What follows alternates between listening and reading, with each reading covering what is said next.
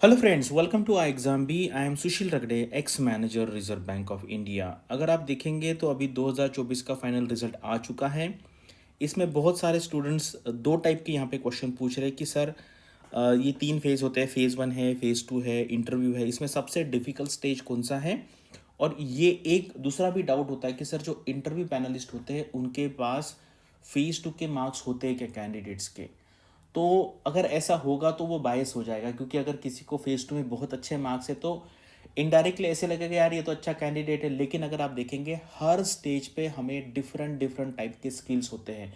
मैंने बहुत बार ऐसे देखा है कि जो कैंडिडेट टॉप 10 में, टॉप 20 में आ जाते हैं फेज टू में, और उनको इंटरव्यू में सिंगल डिजिट्स मार्क भी मिल सकते हैं।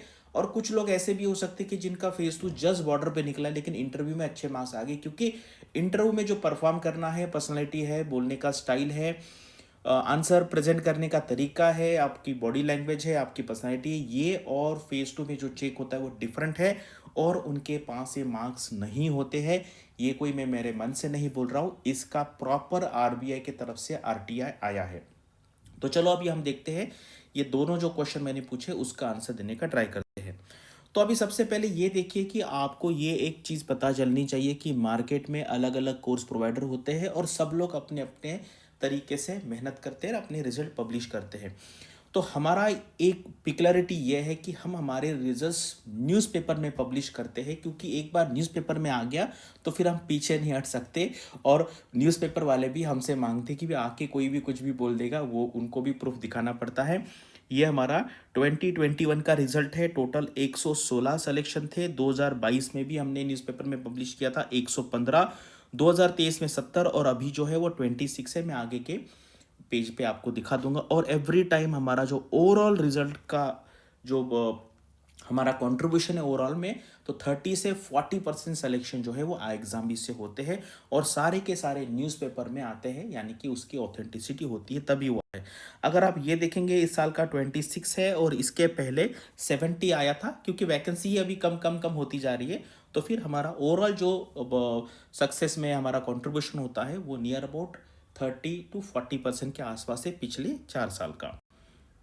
और यहाँ पे जो दूसरा जो क्वेश्चन है कि जैसे मैंने उसका तो आंसर बता दिया कि मार्क्स उनके पास होते हैं कि नहीं होते, उसका मैं प्रूफ भी दिखाऊंगा। लेकिन जो phase one, phase two and interview में सबसे डिफिकल्ट स्टेज कौन सा है, तो भाई हर एक स्टेज आपका मेक और ब्रेक है, हर एक स्टेज। और डिफिकल्टी वाइज में देखो, जिसका जो निकलता नहीं उसको लगता है वो डिफिकल्ट है। अगर कोई मान लीजिए 3-4 साल से अगर उसका फेज वन नहीं निकल रहा है तो उसको पता ही नहीं कि फेज टू इंटरव्यू में क्या होता है, तो उसके लिए फेज वन डिफिकल्ट है। तो यहाँ पे हमें हर स्टेज के लिए, एवरी स्टेज के लिए पूरी मेहनत करनी, क्योंकि एक भी स्टेज आप नहीं निकले तो फिर आपका आरबीआई में जाने का जो सपना है वो मतलब फुलफिल नहीं हो पाएगा। इसलिए प्रीलिम्स में, और यहाँ पे अगर आप देखेंगे प्रीलिम, यहाँ पे ना आरबीआई में क्या किया है पता है कि हाँ, पहला जो स्टेज है वो स्क्रीनिंग का स्टेज है। स्क्रीनिंग का स्टेज मतलब क्या है कि भाई जो नॉन सीरियस है उनको लगते हैं, नॉन सीरियस मतलब क्या है भाई हर सेक्शन में मिनिमम परफॉर्म करो ओवरऑल। तो प्रीलिम्स में जनरली 20 टाइम जो लेते हैं उसमें आपको आना है।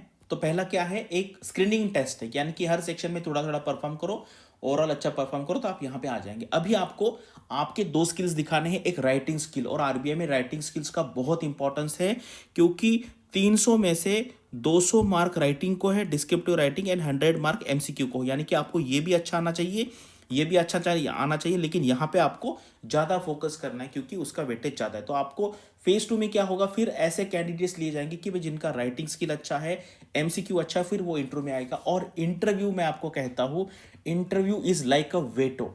मतलब अगर उनको लगता है, देखो फेज टू में उनको पता नहीं है, फेज टू में क्या है, उनको ना आपकी कैटेगरी पता है, ना आपके मतलब कौन है आप, क्या है, किस तरीके से, यानी कि पर्सनैलिटी वाइज वो नहीं पता। तो इसलिए, और ये अलग अलग है, जैसे एमसीक्यू के मार्क्स तो किसी के हाथ में नहीं, वो तो जैसे के वैसे आ जाएंगे। डिस्क्रिप्टिव में थोड़ा फर्क पड़ता है कि भाई आपका इंग्लिश कैसा है, आपका प्रेजेंटेशन कैसा है, आप कितने मिस्टेक करते हैं, तो वो अलग अलग सब्जेक्ट के मार्क्स ऐड होके आ जाएंगे। लेकिन इंटरव्यू में क्या है, कैंडिडेट उनके सामने है, वो डिसाइड कर सकते हैं। देखो फेज टू में कोई डिसाइड नहीं कर सकता कि भाई आपको ले सिलेक्शन करना है कि रिजेक्शन करना है, ये उनको नहीं पता।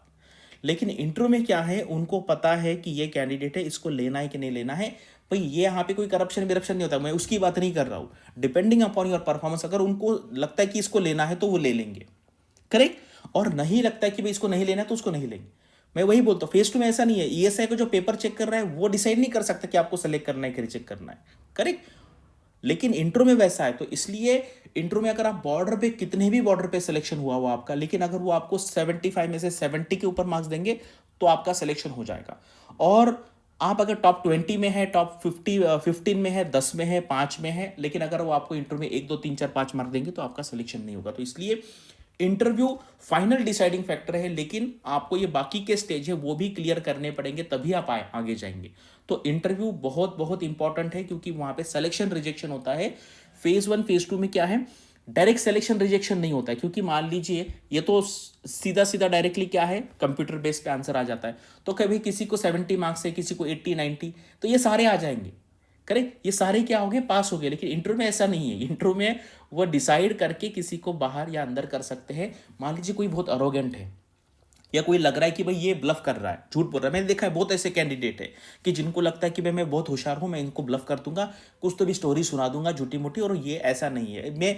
मैंने कितने बार कहा, मैंने खुद पकड़ा है। अभी मेरा एक्सपीरियंस तो 15 साल का है सिर्फ, उनका तो 30 साल का एक्सपीरियंस होगा। तो मैं भी पकड़ लेता हूँ, मैं इंटरव्यू जाने के बाद पूछता हूँ, भैया मुझे सच सच बता, झूठ मत बता, अदरवाइज तुम ये हमारा मॉक इंटरव्यू चल रहा है। मैं बोलता सच सच बता दे आप क्या है। तो फिर उन्होंने बताया, फिर मैंने बोला यार ऐसा नहीं करना है, मैंने पकड़ लिया तो वो क्यों नहीं पकड़ेंगे। तो ये बहुत बार होता है, मैंने बहुत अच्छे अच्छे कैंडिडेट देखे हैं, मतलब जो एकेडमिकली और वैसे ब्रिलियंट है, लेकिन फिर अगर आप ऐसी चालाकी उनके सामने करने का ट्राई करें तो फंस जाएंगे। ठीक है, तो इसलिए क्या है, इंटरव्यू क्या है, मेक और ब्रेक है। तो इसलिए हर स्टेज का प्रिपरेशन करना भी, मैंने देखा है लास्ट 3 बार इंटरव्यू दिया, इस बार प्रीलिम में फेल हो गया। प्रीलिम में फेल हो गए तो आप कहाँ दिखा पाएंगे आपका अंडरस्टैंडिंग जो है, नॉलेज है। तो इसलिए ये यहाँ पे इंपॉर्टेंट है। अभी आते हैं इस पे, RTR reply during interview process whether panel members have the phase 2 marks of the candidate, answer is clear cut no. भाई यहाँ पे कोई डाउट होने की बात ही नहीं। इतना करने के बाद भी कुछ लोग बोलते नहीं है सर, किसी सर ने बोला था, किसी इंटरव्यू में बोला था। भाई वो ये आरटीआई है, आरटीआई में जो आंसर ये झूठ यहाँ पे गलत देगा भाई उनका जॉब चला जाएगा। इंटरव्यू में बाहर आके हम यहाँ पे आगे कुछ भी बोल सकते हैं, लेकिन ये आरटीआई का रिप्लाई है। तो यहाँ पे आपको कोई भी डाउट नहीं होना चाहिए, उनके पास हमारे इंटरव्यू के मार्क्स होते ही नहीं है, क्योंकि उनको वो बायस नहीं चाहिए। उनको वो जज करे आपका जो परफॉर्मेंस है इंटरव्यू का, उसके बेस पे। और आपका कुछ भी बैकग्राउंड हो जाने, तो आपका 2 साल का गैप हो, 10 साल का गैप भी मैंने बताया हुआ है, 10 साल का गैप, कुछ नहीं किया 10 साल, तो भी सिलेक्शन हुआ है। तो आपका बैकग्राउंड कुछ भी डिसाइड नहीं करता है, वो दिमाग से निकाल देना है। वो बस जो लोग फेल्योर हो जाएंगे उनको कुछ ना कुछ रीज़न है बताने के लिए, वो है। अदरवाइज ये है, पिछले 10-12 साल से मैं गाइड कर रहा हूँ। तो आपका आरबीआई ग्रेड बी के बारे में, ग्रेड ए के बारे में जो कुछ भी क्वेरी है उसका आंसर मेरे पास है, क्योंकि इतना टाइम अगर कोई भी इस फील्ड में इन्वेस्ट करेगा तो उनको ये सारी चीज़ें पता। अभी हमारी नई बैच चालू होने वाली। देखो आंसर राइटिंग इसलिए इंपॉर्टेंट है क्योंकि मुझे पता है लोग सिर्फ पढ़ते आंसर नहीं लिखते। अभी किसी का सिलेक्शन नहीं हुआ होगा, किसी के 1 मार्क से 2 मार्क से, तो फिर दोनों डिपेंड रहेगा। मतलब फेज 2 में भी कम मार्क्स आएंगे या इंटरव्यू में कम मार्क्स आएंगे। तो अगर आप फेज 2 का अच्छा प्रिपरेशन करेंगे, क्योंकि और उसमें भी डिस्क्रिप्टिव का, तो आपका फाइनल सिलेक्शन का चांसेस बढ़ जाएगा। लेकिन इंटरव्यू में आपने गलती कर दी तो भाई फिर यहाँ पे कितने भी मार्क्स लाओ, आप टॉपर भी क्यों ना हो, ऑल इंडिया रैंक 1 फेज 2 में, लेकिन अगर आपने कुछ गलती की वहाँ पे, कुछ चालाकी करने की, झूठ बोलने की, अगर आपने ट्राई किया वहाँ पे, तो फिर वहाँ से बाहर हो जाओगे। तो इसलिए अभी हमें क्या करना है, ये हमारा एक्सक्लूसिव बैच है ऐसे कैंडिडेट्स के लिए भी जिनको हैंड होल्डिंग चाहिए। वो मुझसे, हमारे कोई भी फैकल्टी से बात करेगा रेगुलर बेसिस पे फ़ोन पे, करेक्ट, और हम उनको बताएंगे कि क्या करना है क्या नहीं करना है। कुछ साइकोलॉजिकल इश्यूज है वो भी यहाँ पे रिजॉल्व हो जाएंगे। तो ये, और ये पूरा एक स्टडी गाइड है, इसका लिंक मैंने कमेंट सेक्शन में दिया है। पूरा प्री सिलेक्शन कैसा है क्या, जो लोग बहुत नए लोग हैं। और अभी ये लाइव हो चुका है, 15 तारीख को हमने पेपर सबको दे दिए हैं। अभी 19 से ये इंट्रो सेशन होगा, फिर एक करके हम इस तरीके से ये पेपर सारे आपसे लिखवाएंगे। करेक्ट, आपको लिखना है भाई। मुझे पता है बहुत लोगों को डर है भाई, हम हैं वहां पे आपको, और हमको बैठ बोलेंगे भाई ये पढ़ो और लिखो, ये पढ़ो और लिखो। अदरवाइज नहीं होने वाला। अगर इतना ही हो जाते तो फिर लोग खुद का ही सारा कर लेते। इतने सारे कोचिंग इंस्टीट्यूट की जरूरत क्यों है, करेक्ट, ग्रेजुएशन में, 10वीं में, 12वीं में, यूपीएससी में क्यों जरूरत, क्योंकि भाई सब लोग उतने डिसिप्लिन नहीं है। अगर कोई बहुत डिसिप्लिन होगा तो वो कर सकता है, लेकिन डाउट आएगा तो क्या करेगा, फिर वो पढ़ाई छोड़ देता है बीच में। आपको भी पता है, बीच मन में पढ़ाई करते समय कुछ डाउट आए तो क्या करेंगे। तो इसलिए हमारे पास वो भी है, एक्सक्लूसिव कोर्स में व्हाट्सएप ग्रुप्स भी है, जहां पर आपको कोई भी डाउट है तो वो रिजॉल्व यहाँ पे किया जाएगा। ये देखो, ये मैंने आपको रिजल्ट के बारे में बताया है, authentic results in the newspaper. भाई डिजिटल मीडिया पे तो कोई भी रिजल्ट पब्लिश करेगा, फिर डिलीट भी कर सकता है। अभी ये न्यूज़पेपर में आ गया तो आ गया, करेक्ट। उसके बाद मैंने आपको इंटरव्यू के मार्क्स के बारे में बोला है, और सारे स्टेज आपके इंपॉर्टेंट है, लेकिन इंटरव्यू स्टेज है वो मेक और ब्रेक वहाँ पे हो सकता है। वो डिसाइड कर सकते कि भी आपको लेना है नहीं लेना है बेस्ड ऑन योर परफॉर्मेंस। भाई किसी का फ़ोन करके करप्शन विरप्शन का यहाँ पे कोई स्कोप नहीं है, जितना मैं यहाँ इसको जानता हूँ। ट्रांसपेरेंट 99% यहाँ पे ट्रांसपेरेंट है, प्रोसेस जो है वो अच्छा है। और अगर आपकी, बहुत लोग बोलते हैं नहीं नहीं मुझे, फिर नहीं है तो फिर आपको इसको ट्राई नहीं करना। क्यों? अगर आपको भरोसा नहीं है इस प्रोसेस पे तो फिर दूसरे भी एग्जाम से वहाँ पे हम ट्राई कर सकते हैं। इसके बारे में कुछ क्वेश्चन है तो कमेंट सेक्शन में पूछिए। Thanks for watching this video and all the best for your studies and upcoming examinations.